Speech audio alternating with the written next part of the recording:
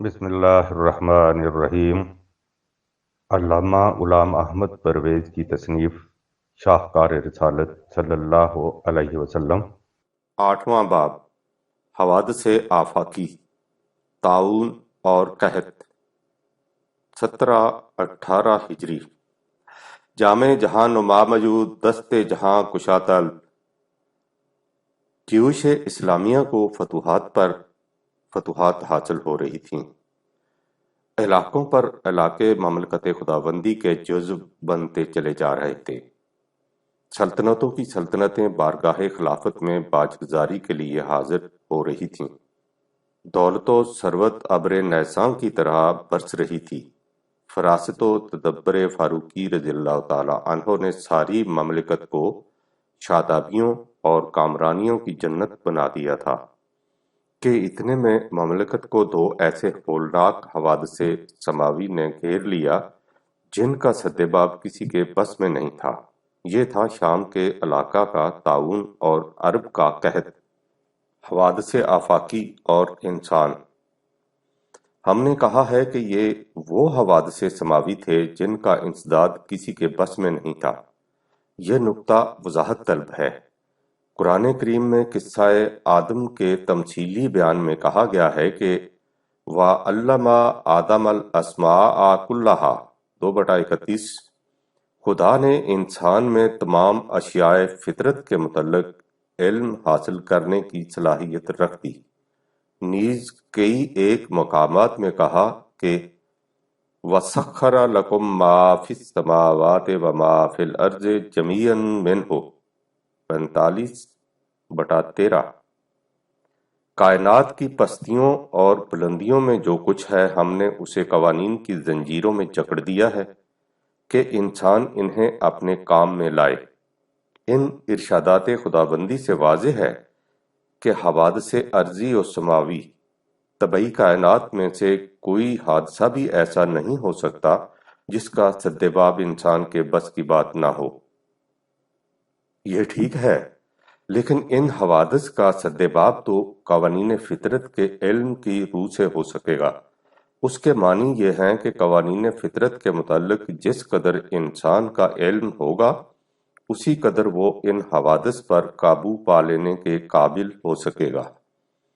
آج سے 1400 سال تو ایک طرف، 50 سال پہلے بھی حالت یہ تھی کہ ہیضہ، طاعون، انفلوئنزا جیسے وبائی امراض جنگل کی آگ کی طرح پھیلتے تھے، لاکھوں جانیں ضائع کر کے رکھ دیتے تھے، اور انسان بیچارہ بے کس و بے بس کھڑا ان کا منہ تکتا رہ جاتا اور ان کے انسداد کے لیے کچھ بھی نہیں کر سکتا تھا۔ لیکن اب ایسی ادویات ایجاد ہو گئی ہیں جن سے بطور حفظ ما تقدم ان کا سدباب کر دیا جاتا ہے۔ یہی صورت قحط کی ہے۔ آج سے کچھ عرصہ پہلے تک خشک سالی کا کوئی علاج کسی کی سمجھ میں نہیں آتا تھا، اور ذرائع مواصلات کی کمی کی وجہ سے غلہ کے ایک جگہ سے دوسری جگہ لے جانے میں بڑی دشواریاں پیش آتی تھیں۔ لیکن اب ایک طرف ذرائع آبپاشی کی متنوع صورتیں پیدا ہو جانے اور دوسری طرف سامان رسل و رسائل کے عام اور تیز رفتار ہو جانے سے قحط پر بڑی حد تک قابو پایا جا سکتا ہے۔ اس سلسلہ میں مزید ریسرچ جاری ہے۔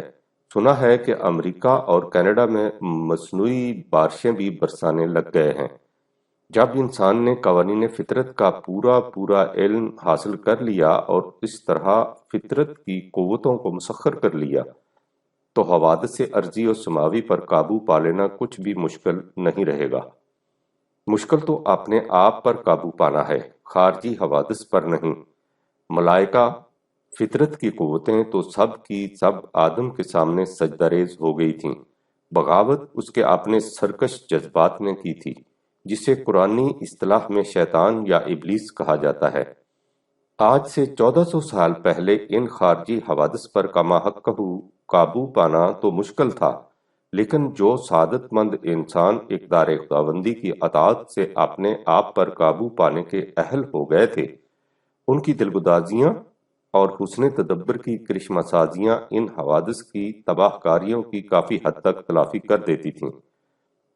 اس وقت ہمارے سامنے آفاقی حوادث کی تباہ کاریوں اور ان کے مقابلہ کے لیے دست جہاں کشا کی سعی و کاوش کی عبرت آموز و بصیرت افروز داستان کا ایک باب ہے۔ امواس کا تعاون۔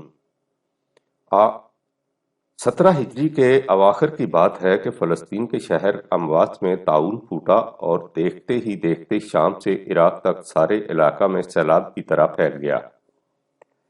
یہ وہ علاقے تھے جن میں اس وقت مملکت اسلامیہ کی فوجیں یہاں سے وہاں تک پھیلی ہوئی تھیں، یہ سب اس طوفان کی لپیٹ میں آ گئیں۔ یہ وبا مہینوں تک پھیلی رہی اور ایک اندازہ کے مطابق قریب 25,000 مسلمان اس کی نظر ہو گئے۔ ان میں بڑے بڑے جلیل القدر صحابہ مثل حضرت ابو عبیدہ ابن الجراح رضی اللہ تعالی عنہ، معاذ بن جبل رضی اللہ تعالی عنہ، یزید بن ابی سفیان، عقبہ بن سہیل رضی اللہ تعالی عنہ وغیرہ شامل تھے۔ ایک تقدیر سے دوسری تقدیر کی طرف۔ حضرت عمر رضی اللہ تعالی عنہ شام کا نظم و نسق بچشم خیش دیکھنے کی غرض سے اس سے پہلے مدینہ سے روانہ ہو چکے تھے۔ جب آپ تبوک کے قریب پہنچے تو طاعون کی تباہ کاریوں کی خبر ملی۔ وہاں صحابہ سے مشورہ کیا گیا کہ آگے جانا چاہیے یا نہ، اور طے یہ پایا کہ آپ کو اپنے ساتھیوں سمیت واپس تشریف لے جانا چاہیے۔ یہی وہ فیصلہ تھا جس کے خلاف حضرت ابو عبیدہ رضی اللہ تعالی عنہ نے کہا تھا کہ کیا آپ تقدیر الہی سے بھاگ رہے ہیں؟ اور آپ نے جواب میں فرمایا تھا کہ ہاں، میں خدا کی ایک تقدیر سے اس کی دوسری تقدیر کی طرف جا رہا ہوں۔ تفصیل اس نقطہ کی حسبنا کتاب اللہ سے متعلق چوتھے باب میں گزر چکی ہے، اور یہی وہ مرگ مفاجات تھی جس سے بچانے کے لیے آپ نے حضرت ابو عبیدہ رضی اللہ تعالی عنہ کو لکھا تھا کہ آپ ایک ضروری مشورہ کے لیے مدینہ آئیے۔ انہوں نے جواب میں عرض کیا تھا کہ میں جانتا ہوں کہ آپ مجھے اس بلا سے محفوظ رہنے کے لیے بلا رہے ہیں، لیکن میں اپنے لشکر کا سپہ سالار ہوں، اپنے سپاہیوں کو خطرہ میں چھوڑ کر اپنی جان بچانے کے لیے یہاں سے نکل جانا باعث ننگ سمجھتا ہوں، اس لیے آپ مجھے تعمیل ارشاد سے معذور رکھیے۔ آپ وہاں سے نہ نکلے اور اپنے رفقا کی معیت میں وہیں جان آفرین کے سپرد کر دی، رضی اللہ عنہم و رضوا عنہ۔ 9/100۔ فاروق اعظم اس سیلاب کو تو نہ روک سکے، لیکن اس کی آوردہ تباہیوں کی تلافی کے لیے بڑی تگ و تاز کی۔ یہ غنیمت ہوا کہ اس دوران میں یزدگرد یا ہرقل نے ان علاقوں کی بازیابی کے لیے حملہ نہ کر دیا، ورنہ مشکل اندر مشکل پیدا ہو جاتی۔ انہوں نے غالباً طاعون کے ڈر سے ایسا نہ کیا۔ وبا ختم ہو گئی تو آپ ان تباہیوں کا جائزہ لینے اور ان کے ازالہ کے لیے مناسب انتظام کرنے کی غرض سے خود شام کی طرف تشریف لے گئے۔ آپ کے اس سفر کا حال فتوحات سے متعلق باب میں ہماری نظروں سے گزر چکا ہے۔ عرب میں قحط۔ ادھر شام و عراق میں یہ طوفان بلا عمڈہ ہوا تھا، اور ادھر پورے کے پورے عرب کو نہایت شدید اور مہیب قحط نے گھیر لیا۔ خشک سالی ایسی آتش فشاں تھی کہ اس نے زندگی کی ہر نمود کو راکھ بنا کر رکھ دیا۔ چنانچہ بعد میں اسے یاد ہی عام الرمادہ سال خاکستر کے نام سے کیا جاتا تھا۔ غلہ کے قافلے۔ جیسا کہ اس قسم کے حالات میں ہوتا ہے، ارد گرد کی ساری صحرائی آبادیاں ہجوم کر کے مدینہ آ گئیں۔ مدینہ اگرچہ مملکت کا مرکزی مقام بھی تھا اور اب خوشحال بھی، لیکن وہاں اتنا غلہ ریزرو میں تو نہیں رکھا تھا کہ وہ اس قدر کثیر آبادی کے لیے کافی ہو جائے۔ یہ ایک ایسا لا ینحل مسئلہ اور ناگہانی آفت تھی جس سے بڑی مستحکم اور وسیع مملکت کے مدبرین بھی حواس باختہ ہو جاتے، لیکن حضرت عمر رضی اللہ تعالی عنہ نہ تو اس قدر پریشان ہوئے کہ آپ کے اوسان خطا ہو جاتے، اور نہ ہی یہ کہہ کر ہاتھ پر ہاتھ دھرے بیٹھے رہے کہ یہ خدا کی طرف سے آئی ہوئی بلا ہے، بندے اس کا علاج کیا کر سکتے ہیں۔ انہوں نے ایک تقدیر سے دوسری تقدیر الہی کی طرف رخ موڑا اور کامل دل جمعی سے اس مصیبت کا مقابلہ کرنے کے لیے تیار ہو گئے۔ انہوں نے سب سے پہلے شام فلسطین اور عراق کے گورنروں کے نام خطرہ کا الارم بھیجا اور کہا کہ کیا تم اسے گوارا کرو گے کہ ہم ہلاک ہو جائیں اور تم زندہ رہو؟ اس امداد طلبی پر انہوں نے دل کی اس کشاد سے لبیک کہا جس کی ان سے توقع تھی۔ حضرت عمر بن عاص رضی اللہ تعالی عنہ نے جواب میں کہا کہ اطمینان رکھیے، میں غلہ کا ایسا قافلہ بھیج رہا ہوں جس کا اگلا سرا آپ کے پاس اور پچھلا سرا میرے پاس۔ حضرت ابو عبیدہ ابن الجراح رضی اللہ تعالی عنہ 4000 اونٹوں کا قافلہ لے کر خود آدم مدینہ ہو گئے۔ حضرت معاویہ بن ابی سفیان رضی اللہ تعالی عنہ نے شام سے 3000 اور حضرت سعد بن ابی وقاص رضی اللہ تعالی عنہ نے 1000 اونٹوں کے قافلے روانہ کیے۔ علاوہ بریں حضرت عمر بن عاص رضی اللہ تعالی عنہ نے 5000 کمبل اور حضرت معاویہ نے 3000 چوگے بھیجے۔ انہوں نے امداد بھیجنے میں تو ذرا سا تساہل نہ برتا، لیکن اونٹوں نے اپنی رفتار سے چلنا تھا۔ وہ انہیں ہوائی جہاز یا ریل نہیں بنا سکتے تھے۔ مدینہ کے باہر ہزارہا کی تعداد میں بھوکے مرد، عورتیں، بچے پکار پکار کر کہہ رہے تھے کہ بلبم رسید جانم تو بیاو کے زندہ مانم پس ازاں کہ من نمانم بچے طور خواہی آمد۔ اس نے تدابیر۔ حضرت عمر رضی اللہ تعالی عنہ اس صبر طلبی عشق اور بیتابی تمنا کی کشمکش سے غافل نہیں تھے۔ انہوں نے رسد کی آمد تک مقامی انتظامات اپنے ہاتھ میں لے لیے تھے۔ سب سے پہلے انہوں نے یہ کیا کہ مدینے میں جس قدر کھاتے پیتے گھرانے تھے، ان کے افراد خاندان کی تعداد کے برابر باہر سے آنے والے افراد ان کے ساتھ ملا دیے اور کہہ دیا کہ جتنا کھانا روز پکتا تھا وہ کھانا اس دگنی تعداد میں تقسیم کر لیا جائے۔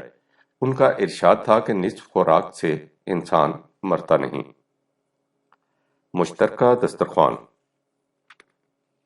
لیکن جب آنے والوں کا ہجوم زیادہ ہو گیا تو آپ نے اس انتظام کو بدل دیا اور حکم دے دیا کہ مدینہ میں کسی کے گھر میں انفرادی طور پر کچھ نہیں پکے گا۔ غذا کا سامان یکجا کر لیا جائے اور جو کچھ پکے اہل مدینہ اور باہر سے آنے والے ایک مشترکہ دسترخوان پر بیٹھ کر کھا لیں۔ اس انتظام کی ابتدا انہوں نے خود اپنے ہاتھ سے کی، چنانچہ آپ بھی اسی مشترکہ دسترخوان پر بیٹھ کر ماحضر تناول فرما لیتے تھے۔ اس دسترخوان کی وسعت کا اندازہ اس سے لگائیے کہ اس پر کھانے والوں کی تعداد قریب 10,000 تھی، اور جن مریضوں، معذوروں، بوڑھوں، بچوں، عورتوں کو ان کی اقامت گاہوں پر کھانا پہنچایا جاتا تھا، ان کی تعداد قریب 50,000۔ اس اشتراک طعام کی کیفیت یہ تھی کہ ایک دن آپ ایک بدو کے ساتھ مل کر ایک ہی تشت میں کھانا کھا رہے تھے۔ تشت میں گھی میں چوری کی ہوئی روٹی تھی۔ آپ نے دیکھا کہ وہ بدو ندیدوں کی طرح تشت میں اس طرف ہاتھ مار رہا ہے جس طرف گھی زیادہ تھا۔ حضرت عمر رضی اللہ تعالی عنہ نے اس سے پوچھا کہ کیا تم نے گھی کبھی نہیں کھایا؟ اس نے کہا کہ جب سے قحط پڑا ہے نہ خود اس نے گھی یا تیل کھایا ہے، نہ کسی اور کو کھاتے دیکھا ہے۔ یہ سن کر آپ نے قسم کھائی کہ جب تک قحط رہے گا وہ گوشت اور گھی کو ہاتھ تک نہیں لگائیں گے، صرف زیتون کے تیل کے ساتھ سوکھی روٹی کھائیں گے۔ مسلسل پریشانی، پہم مشقت، دن رات کی تگ و تاز اور اس پر تبدیلی غذا کا نتیجہ یہ ہوا کہ آپ کے چہرے کا رنگ سیاہ پڑ گیا، حالانکہ وہ سرخ و سفید تھے۔ پیٹ میں کراکر رہنے لگا، دن بدن لاغر ہوتے چلے گئے۔ اس پر آپ کے رفقا کو تشویش لاحق ہوئی اور انہوں نے آپ سے کہا کہ آپ اس تبدیلی غذا کو برداشت نہیں کر سکیں گے، اس لیے آپ اپنے معمول کی غذا کی طرف پلٹ آئیے۔ اس کے جواب میں آپ نے وہ فقرہ کہا جسے اگر دنیا کے سربراہان مملکت اپنی زندگی کا اصول بنا لیں تو یہ جہنم آج مبدل بے فردوس ہو جائے۔ آپ نے فرمایا کہ مجھے لوگوں کی تکلیف کا احساس کس طرح ہو سکتا ہے جب تک مجھ پر بھی وہی کچھ نہ گزرے جو ان پر گزرتی ہے، اور قحط کا سارا زمانہ اسی سوکھی روٹی اور روغن زیتون پر گزار دیا۔ معمول یہ تھا کہ صبح اٹھتے ہی پہلے مطبخ کی طرف جاتے، جہاں مشترکہ دسترخوان کے لیے پروگرام کے مطابق کچھ پکتا تھا، پھر قحط زدگان کی قیام گاہوں کی طرف جاتے تاکہ دیکھ لیں کہ انہیں کوئی خاص تکلیف تو نہیں۔ جو کھانا انہیں بھیجا جاتا اس کی نگرانی بھی خود کرتے اور اکثر اوقات کھانا پہنچانے والوں کے ساتھ مل کر اور خود کھانا اٹھا کر ان تک پہنچاتے۔ صبح سے رات تک یہ معمول رہتا، اور حضرت عبداللہ بن عمر رضی اللہ تعالی عنہ کا بیان ہے کہ رات کو سجدے میں پڑے روتے، گڑ گڑاتے اور خدا سے فریاد کرتے کہ رب العالمین، اگر یہ مصیبت میری کسی کوتاہی کی وجہ سے ہے تو مجھے معاف کر دے۔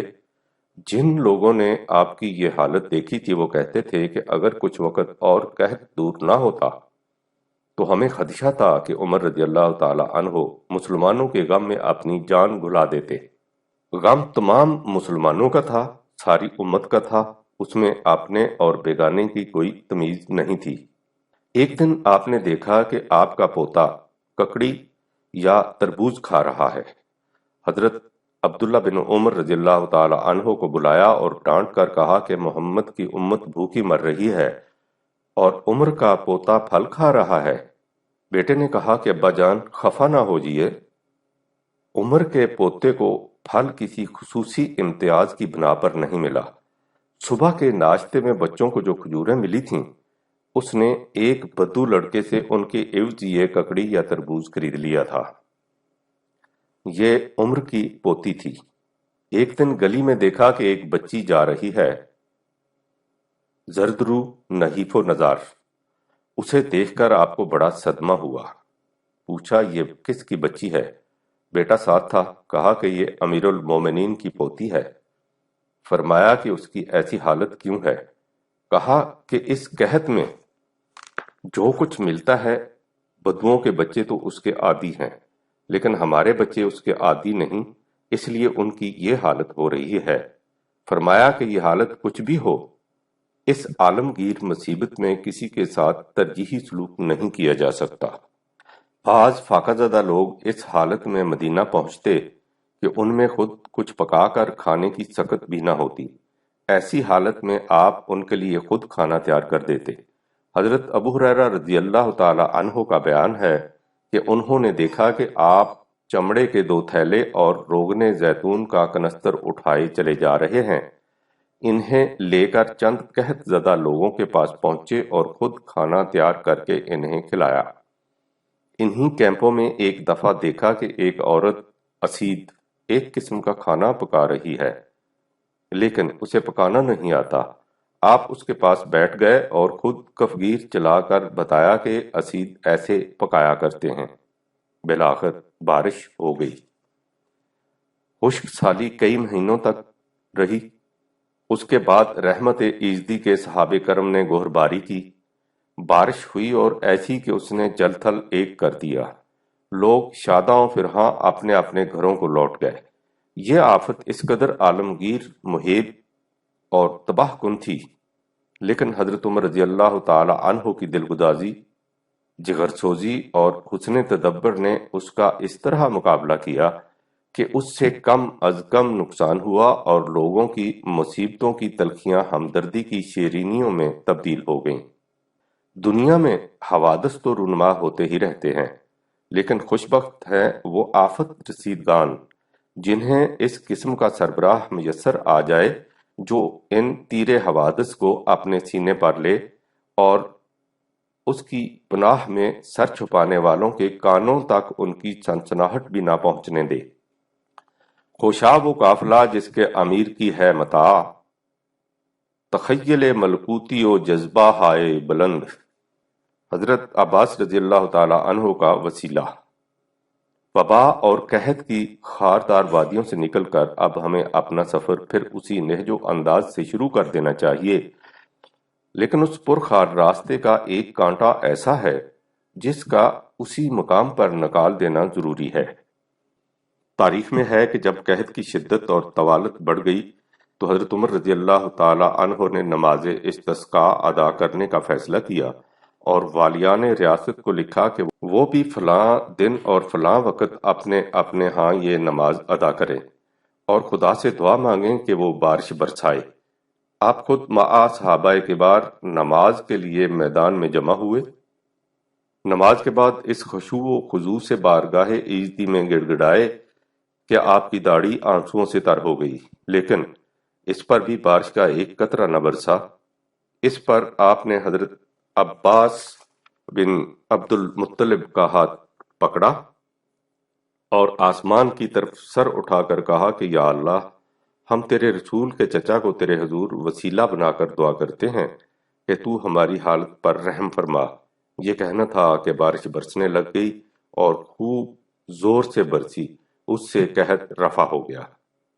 وضعی روایات: کسی اور کے متعلق یہ کہا جاتا تو اسے باور بھی کیا جا سکتا تھا، لیکن جو عمر رضی اللہ تعالی عنہ شخصیت پرستی کے اس قدر خلاف تھا کہ اس نے اس درخت تک کو کٹوا دیا تھا جس کے نیچے حضور نے بیعت رضوان لی تھی اور جسے بعد میں لوگوں نے مقدس تصور کر لیا تھا، اس کے متعلق یہ کہنا کہ اس نے رسول اللہ صلی اللہ علیہ وسلم کے چچا کو وسیلہ قرار دے کر خدا سے باران رحمت کی دعا کی تھی، بعید از قیاس ہے۔ ہماری روایات عباسیوں کے عہد حکومت میں جمع اور مرتب ہوئی تھیں اور انہی کے زمانے میں وضعی حدیثوں کی بھرمار ہوئی تھی۔ ان کے عہد حکومت میں ان کے عباسی خلفاء کے ابو الآبا حضرت عباس رضی اللہ تعالی عنہ کی مبالغہ آمیز عظمت و عقیدت کی روایات کا وضع ہو جانا فطری امر تھا۔ ملوکیت میں ایسا ہی ہوتا ہے۔ چنانچہ یہ حدیث بھی ہمارے ہاں موجود ہے کہ ایک مرتبہ حضرت عباس رضی اللہ تعالی عنہ بن عبد المطلب نے رسول اللہ صلی اللہ علیہ وسلم سے شکایت کی کہ قریش جب آپس میں ملتے ہیں تو بڑی خندہ پیشانی سے ملتے ہیں، لیکن ہم سے اس ہنسی خوشی کے ساتھ نہیں ملتے۔ یہ سن کر آپ بہت رنجیدہ ہوئے اور فرمانے لگے، خدا کی قسم جس کے قبضے میں میری جان ہے، کسی کے دل میں ایمان داخل نہیں ہو سکتا جب تک وہ خدا کے لیے اور اس کے رسول کی وجہ سے تم سے محبت نہ رکھے۔ مسند احمد۔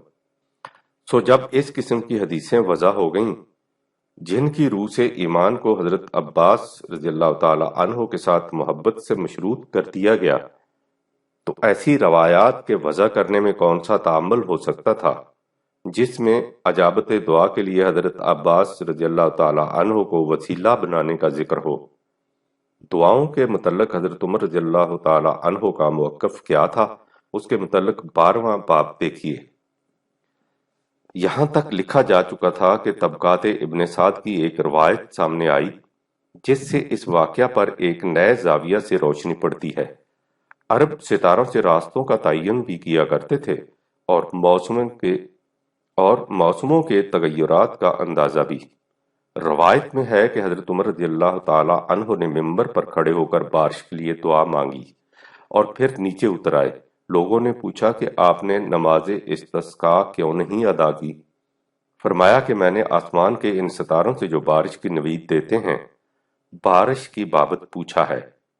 پھر آپ نے حضرت عباس رضی اللہ تعالی عنہ سے پوچھا کہ فلاں ستاروں کے طلوع ہونے کو کتنے روز باقی ہیں؟